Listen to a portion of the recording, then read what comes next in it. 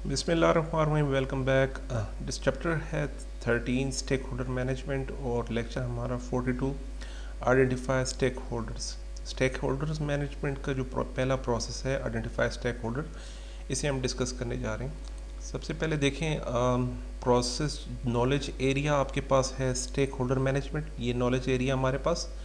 इस knowledge area का जो पहला प्रोसेस है उसे कहते हैं आइडेंटिफाई स्टेक होल्डर, और ये आइडेंटिफाई स्टेक होल्डर है हमारे इनिशिएशन फेज़ में। इस शुरू बिल्कुल इनिशिएशन के जो टास्क हैं उसके अंदर एक आता है आइडेंटिफाई स्टेक होल्डर्स। तो ये स्टार्टिंग पॉइंट है जब आपको प्रोजेक्ट चार्टर पे काम कर रहे हैं, जब आपको इनिशियल प्रोजेक्ट डॉक्यूमेंट्स मिले हैं, उसी से वहीं से हमने जो अपने स्टेक होल्डर्स हैं उनको आइडेंटिफाई करना शुरू कर देना है। लेकिन later on throughout the life of project we will try to find out our best stakeholders in my project, जो मोर रेलिवेंट हैं, और हमारे स्टेक होल्डर्स हैं कौन कौन से, ये इस कम से कम पता होना ज़रूरी है एज ए प्रोजेक्ट मैनेजर।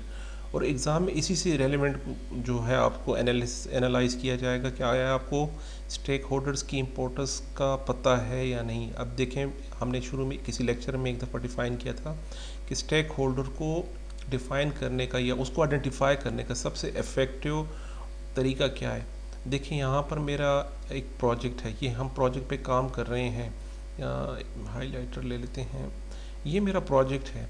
अब देखिए, इसमें दो चीज़ें, एक ये स्टेक होल्डर्स जिनका इन्फ्लुएंस मेरे प्रोजेक्ट पर है, जिसमें स्पॉन्सर है, प्रोजेक्ट मैनेजमेंट टीम है, प्रोजेक्ट मैनेजर्स हैं, अदर प्रोजेक्ट की टीम है, स्टेक होल्डर प्रोग्राम मैनेजर्स हो सकते हैं, आपके पोर्टफोलियो मैनेजर भी हो सकते हैं। ये वो स्पॉन्सिव टीम है, यहाँ से यहाँ तक के सारे जिनका इन्फ्लुएंस मेरे प्रोजेक्ट पर है डायरेक्टली। और ये सारे जो आउटसाइड एरो है, ये हमें ये बता रही है कि आपके प्रोजेक्ट्स के जो आउटपुट होगा, आपके प्रोजेक्ट का जो रिजल्ट होगा, उससे ये लोग इम्पैक्ट हो सकते हैं, ये लोग इम्पैक्ट हो सकते हैं उससे। तो ये सारे जो स्टेक होल्डर्स हैं आपकी, तो ये अब मेरे प्रोजेक्ट से इम्पैक्ट हो रहे हैं। तो इन दोनों चीज़ों को सामने रखते हुए हमने आइडेंटिफाई करने हैं अपने स्टेक होल्डर्स को। वो कौन कौन से लोग हैं जो मेरे प्रोजेक्ट को डायरेक्टली इम्पैक्ट कर सकते हैं, और वो कौन से लोग हैं जो मेरे प्रोजेक्ट के आउटपुट से मुतासिर होंगे, जो मेरे प्रोजेक्ट के आउटपुट से मुतासिर होंगे। ये बहुत ही इफ़ेक्टिव तरीका है स्टेक होल्डर आइडेंटिफाई करने का। तो ऐसा प्रोजेक्ट देखें, आप एक जगह पे कंस्ट्रक्शन करने जा रहे हैं जहाँ पर रेजिडेंशियल एरिया है, लेकिन आप वहाँ पर कोई प्रोडक्शन या कोई कारखाना टाइप या कुछ इस तरह की चीज़ बनाने जा रहे हैं, तो आपको लगता है कि शायद ये मेरा घर है, मेरी ज़मीन है, मेरी मर्ज़ी है, मैं जो कुछ कंस्ट्रक्ट कर लूँ।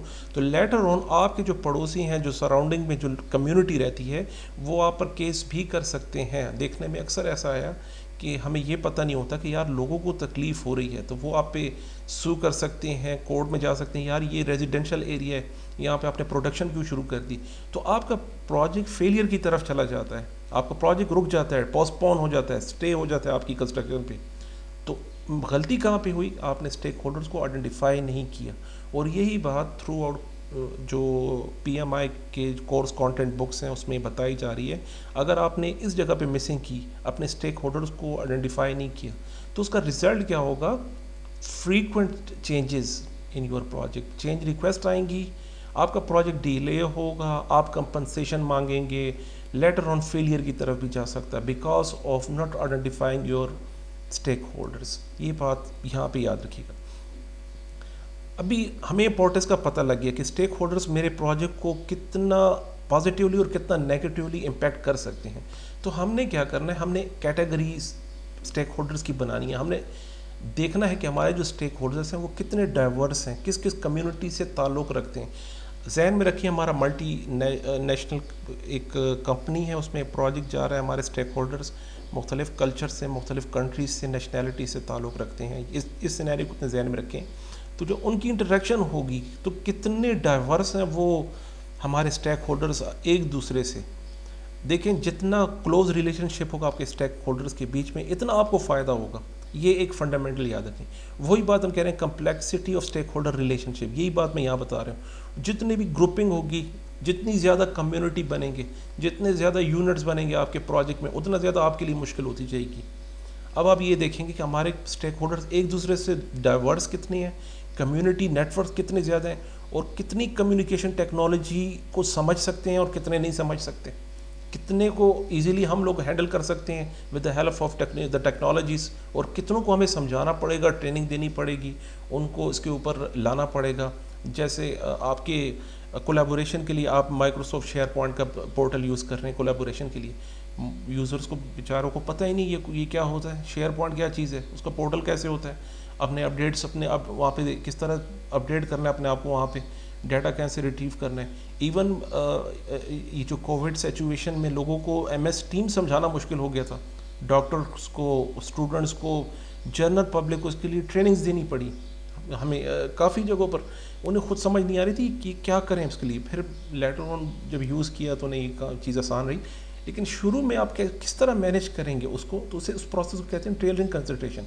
आप आइडेंटिफाई करने से पहले ट्रेनिंग कंसल्टेशन को देख लेंगे, डाइवर्सिटी कितनी है, उनके दरमियान कम्युनिटीज़ नेटवर्क्स कितने स्टेक होल्डर्स के, और टेक्नोलॉजी को कितने उससे वेल नोन, कितने ज़्यादा इजीली अडॉप्ट कर सकते हैं और कौन नहीं कर सकते। अभी हम ले रहे हैं यहाँ पर ओवरव्यू, स्टेक होल्डर मैनेजमेंट का एक ओवरव्यू लेते हैं। इस पूरे चैप्टर में, इस पूरे नॉलेज एरिया में हम करने क्या चाह रहे हैं। देखें, हमने शुरू में बात की, we will try to find out all of the stakeholders as soon as possible. जितना जल्दी आपका स्टेक होल्डर आइडेंटिफाई होगा, उससे रिक्वायरमेंट कलेक्ट करना आपके लिए ईजी हो जाएगा। जितना देर होगा बाद में कहीं आइडेंटिफाई हुआ कि यार ये मेरा तो एक स्टेक होल्डर था, फिर वो आपको अपनी रिक्वायरमेंट बताएगा, अपनी नीड्स बताएगा, एक्सपेक्टेशन बताएगा, जहाँ पे ऑलरेडी हमारा प्रोजेक्ट काफ़ी आगे जा चुका है, तो अल्टीमेटली प्रॉब्लम प्रोजेक्ट मैनेजर को होगी। जैसे हमने कलेक्ट रिक्वायरमेंट में अपने डिस्कस डिटेल में बात की थी, जितना जल्दी रिक्वायरमेंट्स आप कलेक्ट कर लें, तो भाई रिक्वायरमेंट हमने किससे कलेक्ट करनी है, स्टेक होल्डर से कलेक्ट करनी है, इनसे कलेक्ट करनी है। जितना जल्दी आप कलेक्ट करेंगे, इनिशिएशन फेज से ही रिक्वायरमेंट कलेक्ट करना शुरू कर दें, तो उसको आपको एग्जीक्यूशन में संभालना, उसको एकोमोडेट करना, उसको मैनेज करना आसान हो जाएगा, क्योंकि ये प्रोसेस आइडेंटिफाई स्टेक होल्डर है ही इनिशिएशन फेज में। तो यहीं से हमने रिक्वायरमेंट को पकड़ना शुरू कर दिया।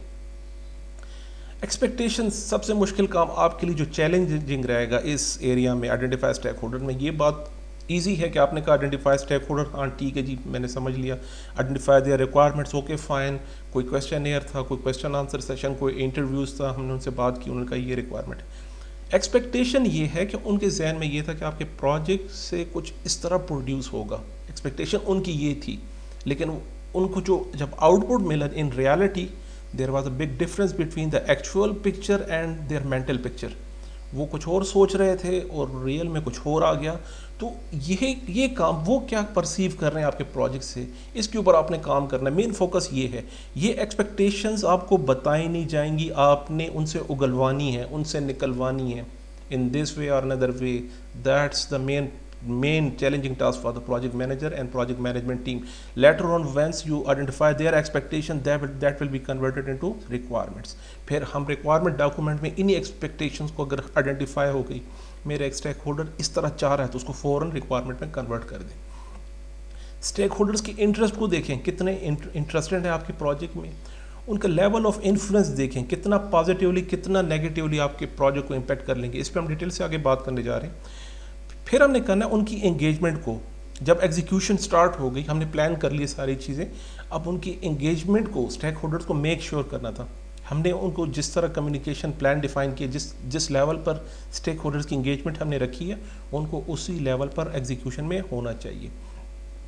आप किस तरह कम्युनिकेट करेंगे उनके साथ, अपडेट कैसे करना है, उनसे इंफॉर्मेशन कैसे लेनी है, चेंज रिक्वेस्ट आ रही हैं, प्रोजेक्ट मैनेजमेंट डॉक्यूमेंट अपडेट्स हो रहे हैं, हमारे पास एनालिसिस रिपोर्ट्स आ रही हैं, किस तरह कम्युनिकेट करेंगे, वो भी इसी चैप्टर में हम डिफाइन करेंगे। Manage there expectations and influence and engagement. जैसे मैंने बताया, एग्जीक्यूशन में हम उनके जो एक्सपेक्टेशंस थी, उनका इन्फ्लुएंस था, उनकी एंगेजमेंट थी, उसको मेक श्योर करेंगे एग्जीक्यूशन में। कि अब जहाँ तक प्लानिंग की बात थी हम इस तरह समझ रहे थे, लेकिन एग्जीक्यूशन में रियल पिक्चर आपके सामने आएगी। तो जो प्लान में आपने डिफ़ाइन किया था, हमारी पूरी कोशिश होगी कि हम उसी के पैरेलल चलें। अगर कोई नई बात सामने आ रही है, आपके स्टेक होल्डर की तरफ से कोई नई चीज़ आ रही है, फ़ौरन से पहले हम अपने डॉक्यूमेंट्स को अपडेट करेंगे। कम्युनिकेशन करनी है, communicate with them and monitoring communication and stakeholder engagement, ये है मॉनिटरिंग एंड कंट्रोलिंग का प्रोसेस लास्ट चैप्टर में। ये एक ओवरव्यू था, इस स्टेक होल्डर मैनेजमेंट का एक ओवरव्यू है। इन सारी चीज़ों को हम वन बाय वन अभी डिस्कस करने जाएंगे इसी चैप्टर में स्टेक होल्डर मैनेजमेंट में। तो क्वेश्चन ये इनपुट क्या रहेगा हमारा? इनपुट जनाब हमने आइडेंटिफाई करने अपने stakeholders, questionnaires, surveys, collect requirements में सारे टूल हमने डिस्कस किए थे। ब्रेनस्टॉर्मिंग हो गया, ब्रेन राइटिंग हो गया, स्टेक होल्डर एनालिसिस यहाँ एक नई चीज़ है, उसको हम देखते हैं ये क्या चीज़ है। देखिए स्टेक होल्डर एनालिसिस में हम एनालाइज करते हैं अपने स्टेक होल्डर्स के स्टेक्स को, यार उसकी ओनरशिप है हमारे प्रोजेक्ट में। मेरा ये स्टेक होल्डर है, क्योंकि जो प्रॉपर्टी हम यूज़ करने चाह रहे हैं उसको ओनरशिप है ये बंदा, नॉलेज है इसके पास, जो काम हम करने चाह रहे हैं वो नॉलेज मेरे इस स्टेक होल्डर्स के पास है। वन बाय वन उनको हम कैटेगराइज करने जा रहे हैं। राइट्स हैं मेरे स्टेक होल्डर्स का, लीगल राइट्स हैं उसके पास हमारे जो लीगल जो कंसर्न्स हैं वो उसको मैनेज कर सकता है मेरा ये वाला स्टेक होल्डर। मॉरल कंसर्न हो सकते हैं, देखिए जिस तरह मैंने बात की कि आपकी कम्युनिटी में लोग हिस्टोरिकल इंफॉर्मेशन को कभी भी आपको डिस्टर्ब या डिस्ट्रॉय या डिमोलिश होने कभी नहीं देते, कभी नहीं देंगे। जहाँ पर किसी के इमोशनल अटैचमेंट हो जिन चीज़ों के साथ, वो आइडेंटिफाई करें वो कौन से स्टेक होल्डर्स हैं। अगर आपकी कंस्ट्रक्शन में कुछ ऐसी जगह मोस्टली रिलीजियस जगह होती हैं, अगर उसको डिमोलिश करना या उसको कंस्ट्रक्ट डीकंस्ट्रक्ट इस तरह का कुछ होने वाला है, तो देखिए वो कौन से स्टेक होल्डर्स होंगे जो आपके प्रोजेक्ट को रोकने का सबब बन जाएंगे, आपके प्रोजेक्ट की फेलियर का सबब बनेंगे। स्टेक होल्डर्स का इंटरेस्ट देखिए, आपके प्रोजेक्ट में इंटरेस्टेड कितने हैं, उनकी पावर कंट्रीब्यूशन कितनी है, कितने हद तक कंट्रीब्यूट कर सकते हैं। फ्रंट की in form of fund provision आपको रिसोर्स असाइन कर सकते हैं, कितने हद तक पावरफुल हैं, कंट्रीब्यूट कर सकते हैं आपके प्रोजेक्ट को। तो ये है स्टेक होल्डर एनालिसिस। यहाँ हम एनालाइज करेंगे अपने स्टेक होल्डर्स को, यार किसको कितनी इंपॉर्टेंस देनी on the base of some factors. These are the factors on which we will categorize our stakeholders. अब इसका जो आउटपुट आएगा वो होगा स्टेक होल्डर रजिस्टर। इम्पोर्टेंट हमारे पास एक डॉक्यूमेंट है स्टेक होल्डर रजिस्टर, क्योंकि हम इनिशिएशन फेज़ में हैं। इसी को हमने कई जगहों पर एज अ इनपुट लिया है, या इनिशिएशन में ही आपके पास स्टेक होल्डर रजिस्टर होंगे। इसमें हमारे पास मोस्टली होता क्या है, जो मेजर कैटेगरी हैं आपने उनके नाम, इसको भी हम देखेंगे किस तरह होता है, उनकी कैटेगरी इंटरनल, एक्सटर्नल, प्राइमरी या सेकेंडरी, कौन कौन से कैटेगरी से हैं। हमारा एनालिसिस ग्रुप क्या बता रहा है कि वो किस ग्रुप में लाई कर रहे हैं, ऑर्गेनाइजेशन और ग्रुप बिलोंग टू। जैसे मैंने कम्युनिटी की बात की, जिस तरह मैंने नेटवर्क की बात की, वो किससे ताल्लुक़ रखते हैं। अक्सर प्रोजेक्ट में इसको देखा जाता है, जॉब टाइटल, रोल देखें, address, phone number, email, website, communication send to the date, ये सब चीज़ें ऑप्शनल हैं, ये आप पर डिपेंड करता है आप अपने स्टेक होल्डर रजिस्टर को कैसे मैनेज करते हैं। ये एग्जाम्पल के तौर पे इस हार्ड एंड फास्ट रूल नहीं है कि आपने इन्हीं चीज़ों को लेके चलना है, डिपेंड करता है आप अपने स्टेक होल्डर्स को किस तरह लेके चलते हैं। Comments and notes and contact like this. अभी उसको हम स्टेक होल्डर को दूसरी तरह भी मैनेज कर सकते हैं। स्टेक होल्डर रजिस्टर है हमारे पास, और उसमें हम कहते हैं उनका रोल क्या है, कॉन्टैक्ट इन्फॉर्मेशन देखें, कैटेगरी देखें, उनका इन्फ्लुएंस एक स्केल रख ली। जिस तरह हमने रिस्क मैनेजमेंट में एक स्केल रखा था, यहाँ पे हम एक स्केल डिफाइन करते हैं, कितने इंटरेस्टेड है मेरे पास। ये दो चीज़ें यहाँ बहुत इंपॉर्टेंट है, एक इंटरेस्ट और उनका इन्फ्लुएंस। इसकी बेस पे ये कंप्लीट मैनेजमेंट होगी हमारी स्टेक होल्डर मैनेजमेंट की। कैसे होगी इसी पे हम आगे भी बात करने वाले हैं। उनकी एक्सपेक्टेशन क्या नज़र आ रही हैं, और उनकी कॉमन जो रिक्वायरमेंट्स हैं, क्वांटिटेटिव रिक्वायरमेंट्स, जो मोस्ट ऑब्वियस रिक्वायरमेंट्स ये हैं, लेकिन उनका मेंटल पिक्चर कुछ इस तरह दिखाई दे रहा है। ये एग्जांपल्स हैं, हम एग्जांपल पे फोकस नहीं कर रहे हैं, हम कॉन्सेप्ट पे फोकस कर रहे हैं। एक्सपेक्टेशंस का क्या मतलब होता है, उनकी मेंटल पिक्चर वो कुछ इस तरह परसीव कर रहे हैं। रिक्वायरमेंट ये है, वो ये चाह रहे हैं। ये चीज़ें तो वर्बल थी और मोस्ट विजिबल चीज़ें थी। स्टेक होल्डर में अभी इनिशिएशन में यहाँ तक हमने ये चीज़ें कलेक्ट कर ली अपने स्टेक होल्डर के रिगार्डिंग। अब डाटा प्रेजेंटेशन है। देखिए मैंने बताया था कि हमारे पास एक पावर इंटरेस्ट ग्रिड है, उसको हम क्या करते हैं, अपने स्टेक होल्डर्स को एक कोऑर्डिनेट्स के ऊपर ड्रॉप डाउन करने की कोशिश करते हैं। यहाँ पे हमारे पास है इंटरेस्ट, लो स्टैक, हाई स्टैक। आपके प्रोजेक्ट में बहुत ही थोड़े से लीस्ट इंटरेस्टेड हैं और बहुत ज़्यादा इंटरेस्टेड हैं कुछ लोगों का इन्फ्लुएंस, दूसरे अल्फाज में पावर कह सकते हैं, उनकी पावर या अथॉरिटी आपके प्रोजेक्ट को लेकर थोड़ी है या बहुत ज़्यादा है। तो हम उसको 4 कैटेगरी में डिफाइन कर लेते हैं। उनसे क्या कहते हैं, यार लो इन्फ्लुएंस है और लो स्टैक है तो उनको लो प्रायोरिटी पे रखेंगे ज़रूर, उनको इग्नोर मत कीजिएगा। हमने उनको वॉच लिस्ट पे ज़रूर रखना है। उनकी प्रायोरिटी इंगेजमेंट आपके प्रोजेक्ट में हमने लीस्ट कम से कम रखेंगे। हैंडल विद केयर, जहाँ पे इंटरेस्ट बहुत ज़्यादा है आपका और उसका इन्फ्लुएंस काफ़ी ज़्यादा है लेकिन इंटरेस्ट उनका काफ़ी कम है। हाई इन्फ्लुएंस है उनका और लो स्टेक है, इंटरेस्ट उनका कम है, तो उनको हैंडल विद केयर आपके प्रोजेक्ट को पॉजिटिवली या नेगेटिवली इम्पेक्ट कर सकते हैं, इसलिए उनको विद हाई केयर हमने हैंडल करना है।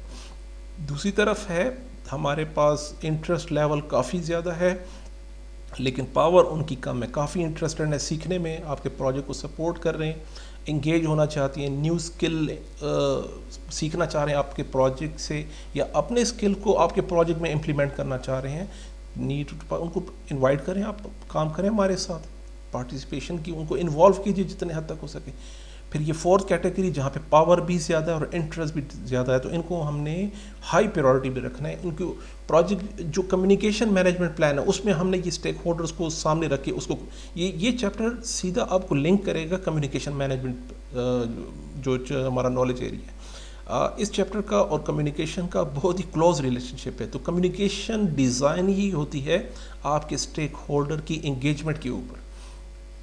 यहाँ देखें उसी को हमने पावर इंटरेस्ट ग्रिड देखा है, तो किस किस बंदे को कहाँ कहाँ पे रखना है हमने वो प्रेजेंट करने की कोशिश की। यार अपनी टीम को मैं ये समझाना चाह रहा हूँ कि ये जो बंदे जिस जिस जगह पे हैं उनको अकॉर्डिंगली उनकी अपने जो एंगेजमेंट है कम्युनिकेशन उनको काफ़ी किस तरह रखना है, किसे कहाँ रखना है।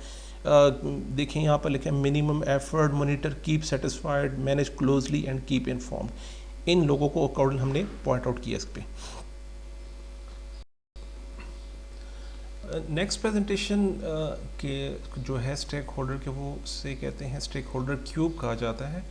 आप अपने स्टेक होल्डर को किस तरह प्रेजेंट कर रहे हैं अपनी टीम के सामने, that depends on your approach. कुछ चीज़ें हैं, अगर आप इसमें कंफर्टेबल हैं आप इस तरह उसको प्रेजेंट कीजिए। अगर आप इस स्टेक होल्डर क्यूब में इंटरेस्टेड, ये आपको ज़्यादा कन्वीनियंट लग रहा है तो आप इसे यूज़ कर सकते हैं, डिपेंड्स ऑन योर नीड्स। हम पावर को, एटीट्यूड को, इंटरेस्ट को कुछ ब्लॉक्स की शेप में लेकर आते हैं और उनको डिफ़ाइन करते हैं मुख्तलिफ़ तरीक़ों से। अब यहाँ जो डेफिनेशन है आप उस पर फोकस ना कीजिए, ये बिल्कुल डिफरेंट है, एक एग्जांपल ली गई है। हम अपने तरीके से कलर्स को डिफ़ाइन करके और जो एटीट्यूड है और इंटरेस्ट और पावर को सामने रखते हुए अपने स्टेक होल्डर्स को क्यूबिकल फॉर्म में प्रेजेंट करने की कोशिश कर रहे हैं यहाँ पर। दूसरा मॉडल है हमारे पास सेलियस मॉडल में हम क्या करते हैं, हमारे पास हम 3 डोमेन्स डिफ़ाइन करते हैं। देखें, एक है पावर की डोमेन हमारे पास, एक है अर्जेंसी की डोमेन, एक है लेजिटिमेसी की डोमेन, यानी लीगल राइट्स उनके पास ज़्यादा हैं, अर्जेंट नीड है, फ़ौरन अटेंशन रिक्वायर होती है, पावर ज़्यादा, इन्फ्लुएंस काफ़ी है। तो उनको हम पॉइंट आउट करते हैं कि जो जिस एरिया में आ रहे हैं, जो डोरमेंट्स हैं पावरफुल हैं लेकिन साइलेंट रहते हैं, पावरफुल हैं डिस्क्रिशनरी हैं जब मर्ज़ी एक्टिव हो जाएं, और सिर्फ ऑब्जर्वेशन में रहते हैं। ये लोग डिमांडिंग 3 पोजीशन पे जो आता है मोस्ट डिमांडिंग बंदा होता है, और जो डोमिनेंट है चौथे नंबर पे, यहाँ पे डोमिनेंट जहाँ पे पावर और लेजिटिमेसी दोनों एरिया जो बंदा कवर कर रहा है, जो दोनों एरिया में आ रहा है, उसे हम डोमिनेट से प्रेजेंट कर रहे हैं, डिफ़ाइन करते हैं। 5वां डेंजरस है, डेंजर कौन सा जिसकी अर्जेंसी भी और पावर भी काफ़ी है, आपके प्रोजेक्ट में पॉजिटिव या नेगेटिवली इम्पैक्ट कर सकता है। और डिपेंडेंट कौन सा है, 6 नंबर पे डिपेंडेंट हो सकता है जिसमें अर्जेंसी भी है और लेजिटिमेसी भी है, तो उसको हम अर्जेंट डिफ़ाइन कर रहे हैं। और 7 नंबर पे डेफिनेटिव जो तीनों एरियाज़ में आ रहे हैं, जो अर्जेंसी, पावर और लेजिटिमेसी तीनों में कवर कर रहे हैं। और 5वां है हम 8वां हम कह रहे हैं नॉन स्टेक होल्डर, जो इस ग्रिड में है ही नहीं, जो इनसे आउटसाइडर्स हम कहते हैं ये स्टेक होल्डर हमारा नहीं होगा।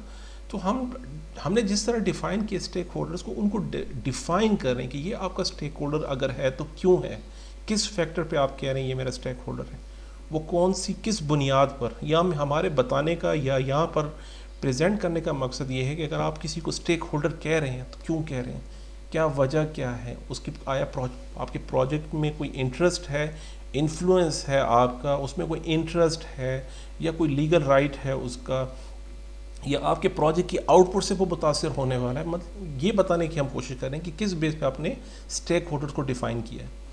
तो स्टेक होल्डर मैनेजमेंट का जो आउटपुट है, देखिए स्टेक होल्डर रजिस्टर है, जैसे मैंने शुरू में बताया, जिसमें हम आइडेंटिफिकेशन, स्टेक होल्डर से रिलेटेड आइडेंटिफिकेशन इन्फॉर्मेशन डिफाइन करेंगे, असेसमेंट इन्फॉर्मेशन उस पर रखेंगे, स्टेक होल्डर क्लासिफिकेशन जो अब तक हम डिस्कस करने जा रहे हैं, ये 3 चीज़ें हमने स्टेक होल्डर रजिस्टर में इनिशिएशन फेज़ में रखी। इसके फ़ौरन बाद हमारे पास जो आएंगी चेंज रिक्वेस्ट आएंगी, प्रोजेक्ट मैनेजमेंट अपडेट होगा, प्रोजेक्ट डॉक्यूमेंट्स अपडेट होगा कॉन्स्टेंटली। एजम्पशंस लॉग, हमारे पास जिन चीज़ों को हम एज्यूम कर रहे थे ये स्टेक होल्डर होगा, लेटर ऑन नहीं था या नहीं था, और लेटर ऑन हमें पता लगा कि तुम्हारा स्टेक होल्डर, तो उसे अपडेट किया जाएगा। इशू लॉग्स आएंगे और स्टेक होल्डर रिस्क रजिस्टर्स का डेफिनेटली साथ ताल्लुक़ है, रिस्क रजिस्टर भी हमारे इसके साथ अपडेट होंगे।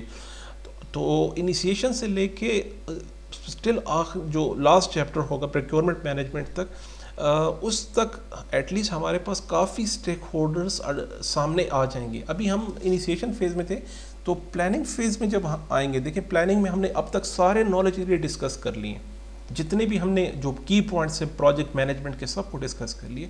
तो प्लानिंग फेज़ में आपके पास स्टेक होल्डर रजिस्टर काफ़ी मेच्योर हो जाता है, तो वहाँ पे हम डिफ़ाइन करते हैं कि आइडेंटिफाइड स्टेक होल्डर्स को हमने कैसे, उनकी इंगेजमेंट को कैसे मैनेज करना है, जो कि नेक्स्ट लेक्चर में हम डिस्कस करने जा रहे हैं।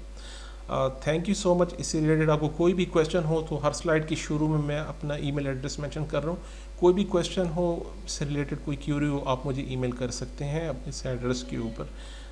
थैंक यू सो मच, मिलते हैं नेक्स्ट लेक्चर।